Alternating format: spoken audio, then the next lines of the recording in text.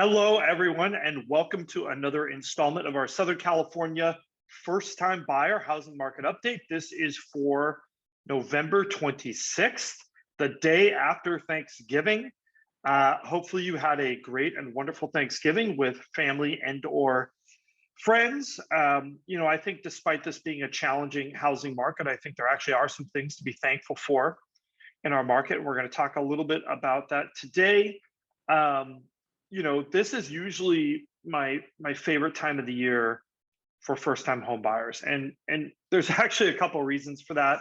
But the biggest one is that I would say if you are in a competitive market, this is sort of the least competitive time of the year. And while I think that is still true this year, unfortunately, it is more competitive than it was at this point last year. It's more competitive than I've ever seen it at this time of the year.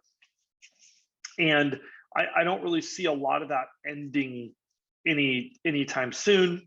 I think it's going to still continue to be a fairly competitive market, but let's dive into the details.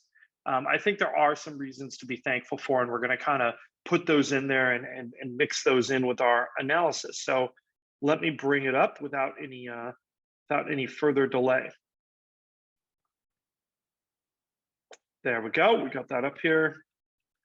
All right, so let's talk about pricing. And again, remember, this is a look into the past 4 to 6 weeks ago of when these contracts were negotiated. And believe it or not, these numbers at the entry level aren't terrible in terms of price appreciation. I think that we're seeing, again, kind of inflationary type price increases, maybe even kind of standing still a little bit. I don't think that's going to continue. I think next spring is going to be brutal. And the reason being is there simply are not enough houses on the market. And I'm going to talk about why I think that, or rather what the data is telling us. Even in our condo market, we've seen that rising steadily, right? Which is a prediction we've been making, that the condo market might actually see bigger price appreciations than our blue line entry-level single family home market. Just as a reminder for everyone, this is for Los Angeles and Orange counties. So if we translate that into payments, which incorporates where our mortgage rates right now, bear in mind mortgage rates have gone up a little bit, but look at where we are in the entry level, about $4,100 a month. That is not our high point, right? We've actually seen in the mid 4,100s several points in the past. And I think that's important and something to be thankful for if you're a buyer as well. It seems like we are in a runaway housing market in terms of prices. The reality is we're not in a runaway payment market. And I think if you're a first-time home buyer, especially, right, I've maintained this for a long time. Consumers make decisions in a very, very easy way. They evaluate their options and choose the best one. And I think if you are a first-time home buyer, right, what are your options? Well, you basically have 4 options, really 3, but we're gonna go over the 4th option. Option number 1 is that you are renting a property, right? That's option 1 for X dollars a month. That's probably most of you. Option number 2, you have some sort of free or reduced cost living arrangement with family and or friends. So that's option 2. That will be some of you. Option 3, right, is that you buy a house. That is another housing option that you have available to you. But there's a 4th option. And that 4th option is being homeless. So really, if you're a consumer, those are the options you have to choose from. And I think when I see that these prices are not out of control, but rents are continuing to go up, believe it or not, homeownership is still a great option for people. And I think as long as that holds true, we're never in as bad of a place as we've been in the past in history. There have been times when, people wanted to be homeowners, but the homeownership proposition itself was not the best option when you compared it to those other 3 or really other 2 options. So, jumping back in here, I don't think these payment levels are anything ridiculous. I think we're actually still kind of in that zone and in that pocket where it makes sense for a lot of people to be homeowners. So moving on, we kind of love to do this fun little analysis. We're kind of right in that zone again, right about 100 grand is the minimum income required in your household with no other debts to afford our entry-level single family home. And we are at about $76,000, $76,508 to be exact, for our entry level 2-bedroom, 2-bath condo. I don't think that really is a terrible situation. So believe it or not, on the pricing front, we are actually not in a bad spot. Now we're going to talk about housing availability, where unfortunately the picture isn't quite as good. So this is our 14-day absorption rate, and this is where we look back over the preceding 2 weeks. So bear in mind, there is absolutely some holiday week activity in here. And what happens during holiday weeks? Frequently, especially a holiday like this with the market that we're in, we are seeing buyers are still out there, and it is sellers who do not put their homes in the market. That definitely affects these statistics. So bear in mind, these are inflated slightly, but look at where we are. We're at 105% for our entry-level condos and 99% for our entry-level single-family home. What does this mean? It means that buyers are out there buying houses faster than they are coming on the market. And whenever that happens, we start to see inventory reductions, and we already don't have very much inventory. So here's our total inventory in our market. So for entry-level single-family home, you see this kind of arc. We started off low, right? This is beginning of January through February, and then it started building and gaining some ground over through the summer, and then around the end of August, that inventory started falling. But I think what scares me the most here is the slope of this curve. I mean, we are almost at the same point we were at the beginning of last year. We still have another month before the end of the year. These inventory numbers are going to drop.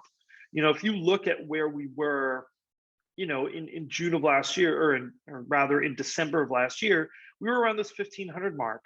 We are now clearly about 20% under that in terms of inventory.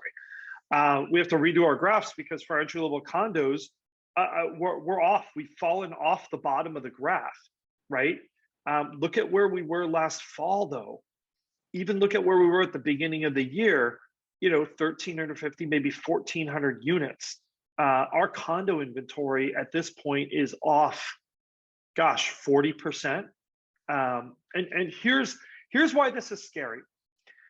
You might think that I'm harping on these inventory numbers because of how you are facing the market today. And make no mistake, it makes a difference. It absolutely affects your home search today. But the real reason why I'm harping on this is because of how I think this is going to affect your home search in several months. If last spring was pretty brutal, and I think last spring was very brutal, and there's a lot of reasons why last spring was brutal. A big part of it was inventory. Another part of it was, I think, that homes were fundamentally underpriced and the market needed to play catch up. But one of those things that happened, right, was it wasn't just about there not being enough houses, or it wasn't just about prices rising in the spring, right? I think that was a component of the insanity, but I think what hurt buyers like you was you would walk into an open house on a Saturday, it's mobbed with people, right? Or rather, in the spring of this year, it wasn't an open house, right? Like you went in your designated showing time, there's a line out the front door. That's probably a more realistic characterization. You go in there, the agent is telling everybody up front they already have 6 offers, and they will be reviewing them on Monday at noon, and that is your deadline. And I think it's very disillusioning being a first-time home buyer, walking in to a property and being told you are one of like 20-something offers, right? And that's just a fundamental. There are not enough homes on the market. And so when I look at this graph, when I take a look at this, and I look at where we were last spring versus where we are now, my fear is that if last year or if this spring was brutal, 2022 spring is going to be just, it's going to be nuts because we are already starting off with less than we had in the spring of 2021. So we're going to start the year with even less inventory, less of a head start running into that buying frenzy. Interest rates do have a lot to do with this. If interest rates rise sharply, that can also create a situation where that will temper demand a little bit. I think that might actually be good, but unfortunately, that means you're paying more money for the same house, even if the price stays the same. If we look at our 14 days still active, this is kind of maybe a little bit more of a slower moving target with that demand level. But look at these numbers taking a dive here. This also indicates to me that our market is starting to look more like that April market and less like that late summer market that we've been enjoying, or rather tolerating, as it were, for many of you who have been looking in the market or thinking about buying. So, my problem is I'm not used to seeing this at this point in the year. I mean, look at where these numbers normally are. These numbers are normally way higher uh, towards the end of the year, beginning of a new year. And because this level of competitiveness is going up, which again is indicated by dropping lower numbers. I'm a little fearful.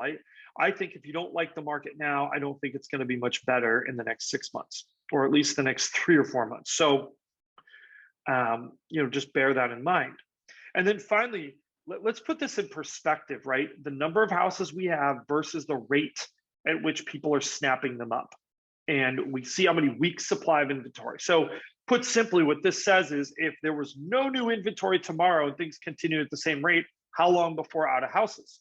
Well, for our entry-level single-family home, in 3.25 weeks, we would be fresh out of houses. There would be none left. And in our condo, gosh, that is really the number that's changed. Just over 4 weeks. There's only been a couple points where this level of inventory has been this low for condos. And look at this graph. I mean, I'm telling you, the condo market is really kind of poised for a repositioning. I don't know whether it's going to be a fast repositioning or a slow one over time, but look at what's happening in this entry level condo market. Condos used to be this kind of also ran pricing category of house, and I just don't think that is going to be true anymore. So, what is my advice if you're a first-time home buyer? My advice to you is, and this is going to sound like a realtor, but I'm telling you based on kind of the data and what I think the spring is going to look like. I would start looking at houses now. I would not be waiting until the spring. Yes, you have a lot going on with your life. Yes, inventory isn't great. I think that the inventory will not be much better in the spring, and I think the competitiveness will be even higher. I don't think it's going to get better for you in the short term. Longer than that, we need to talk about interest rates and all kinds of other things. But I think in the short run, it's going to get worse. I think this spring is going to start early, and it's going to be more brutal than it was in 2021. So that's kind of what we're seeing in the marketplace. Thank you for watching. We love your questions and comments. Keep them coming. Don't forget to like, subscribe, and hit that notification bell. And hope you all had a great Thanksgiving, and we will see you again next week.